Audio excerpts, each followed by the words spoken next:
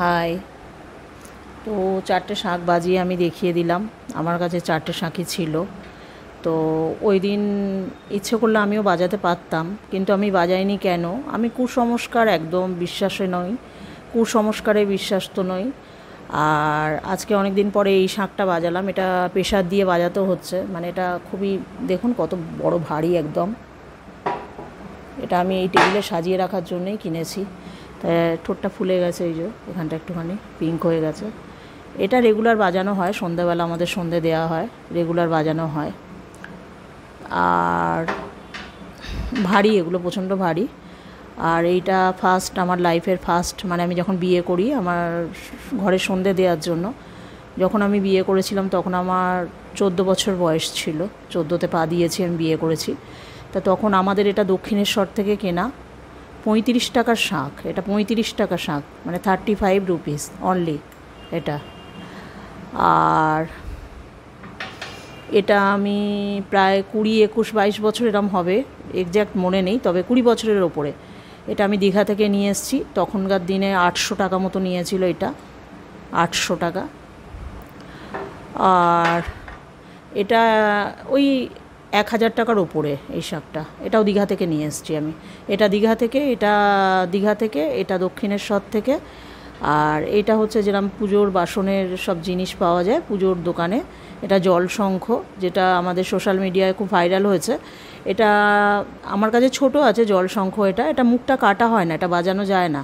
এটা জাস্ট পুরোহিতরা নিয়ে এরমভাবে একটা স্ট্যান্ড থাকে শঙ্কর, এরমভাবে রেখে এর ভেতরে জল রেখে এরম পাতা ফাতা রেখে দিয়ে পুজো করা হয় ঠাকুরকে, এরমভাবে দেওয়া হয়, এরমভাবে নিয়ে দেওয়া হয়।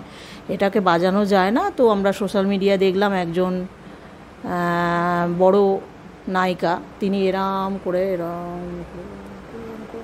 বাজাচ্ছিল। যাই হোক, নাটক করতে করতে বাজাচ্ছিল।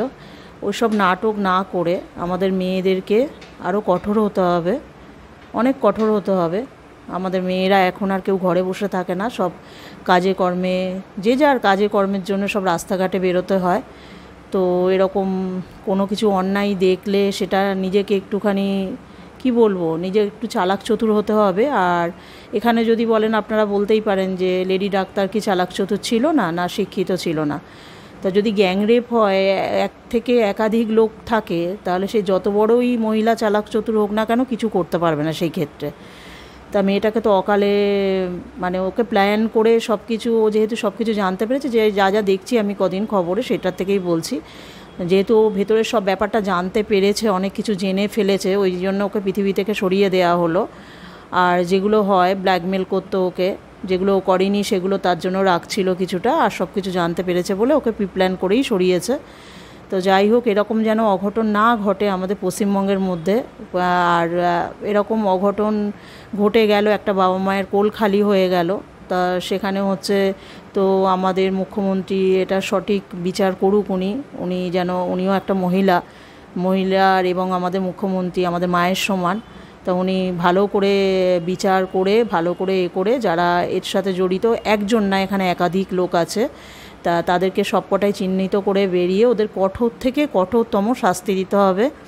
শুধু ফাঁসির দড়িতে ঝোলালে হবে না, ফাঁসির দড়িতে ঝোলালে তো ফট করে মরে যাবে। মেয়েটাকে যেরকম তড়পে তড়পে মেরেছে, মানে আমি আমার নিজের ব্যক্তিগত ওপিনিয়ন দিচ্ছি, ব্যক্তিগত মতামত দিচ্ছি, ওই রকম যেন যারা যারা করেছে তাদেরকে ওরকম ভালো করে তড়পিয়ে ছটপট করে ওরকম মারতে হবে। আর সেটা যদি না হয়, এটা তো হয় না, এগুলো আমরা মুখে বলার মতো বলি, যেহেতু এগুলো সিবিআইয়ের কাছে চলে গেছে, কোর্ট কেস হয়ে গেছে, এরম জনসমক্ষে রাস্তার মাঝখানে এরম ছেড়ে দিতে হবে ওদেরকে। তারপরে সাধারণ জনতা যতটা তাদের করার মতো তারা করবে।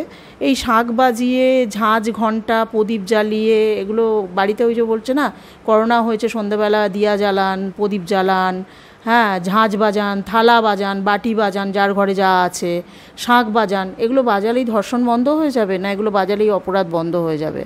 এগুলো আমরা, মানে আমাদের মানুষ জাতির মধ্যে আমরা এগুলো পূজা আশ্রা করি, আমরা বাঙালি, আমরা পুজো আশ্রা করি, এগুলো মানি, ঠাকুর দেবতার কাছে বাজাই, এটা আমাদের মনের বিশ্বাস। ভগবান তো আছেই, ভগবান বলে একটা জিনিস অবশ্যই আছে, সেগুলো মানি, বিশ্বাস করি। তা বলে এই সব যারা মানে জানোয়ার, যারা মানুষরূপী জানোয়ার, তাদেরকে শাঁখ বাজিয়ে তাড়ানো যায় না। তাদেরকে নিজেদেরকেই স্বাবলম্বী হতে হবে তাড়ানোর জন্য। আর তোমার সামনে যদি কেউ একা কোনো অপরাধ করতে আসে, ধরো আর কাটো, আর কোনো পরিষ্কার এর থেকে আর কোনো শাস্তি হয় না, ধরো কাটো, যা হবে হবে। তোমাকে যদি কেউ মেরে ফেলে, তুমি বাঁচার জন্য তুমি আরেকজনকে মারবে, তাতে কোনো দোষ হয় না।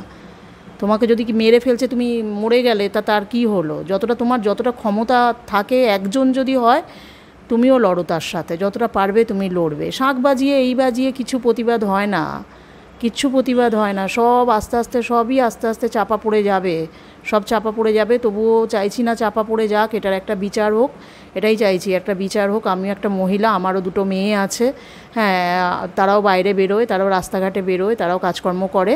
আমি চাইছি তাদেরও যেন কোনো ভয় না থাকে যে আমরা বেরোচ্ছি। আমারও চিন্তা থাকে যখন বেরোয়, যে কখন ফিরছে, কখন দেরি হচ্ছে, ছটফট করতে থাকি, রেগে যাই, কেন এত রাত্রি করলি, কেন এত এই করলি, এই ভয়গুলো যেন না থাকে। তো সিবিআইয়ের হাতে গেছে, এটা চাইছি প্রপার বিচার হবে। তো আর বারে বারে আমরা মুখ্যমন্ত্রীর কাছে আবেদন জানাচ্ছি, দিদি আপনি এগুলো দেখুন, ভালো করে ঠান্ডা মাথায় চিন্তা করে দেখুন। যার তো গেছে, তার এটা ছোট কোনো ঘটনা না, যার গেছে তো তার সারা জীবনের জন্য সন্তানটা চলে গেল। আর একটা বাবা মা একটা বাচ্চা জন্ম দেয় কত কষ্ট করে, তাদেরকে লেখাপড়া শিখিয়ে মানুষের মতো মানুষ তৈরি করে, এত পয়সা খরচা, পুরো টাকা পয়সা খরচা করে একটা ডাক্তার বানিয়েছিল। তো তাদের চোখে কত স্বপ্ন ছিল, মেয়েটার নিজস্ব চোখে কত স্বপ্ন ছিল, সে বিয়ে করতো নভেম্বর মাসে, তার সব স্বপ্ন মুড়িয়ে গেল। এটা কোনো ছোটো ঘটনা হতে পারে? কখনোই হতে পারে না। তো টাটা বন্ধুরা, যার আমার ভিডিও ভালো লাগে, রান্না ভালো লাগে, আমার রিলস ভালো লাগে, প্লিজ একটু লাইক করো, কমেন্ট করো, আর আমার চ্যানেলটা ফলো করো, সাবস্ক্রাইব করো। Tata, by.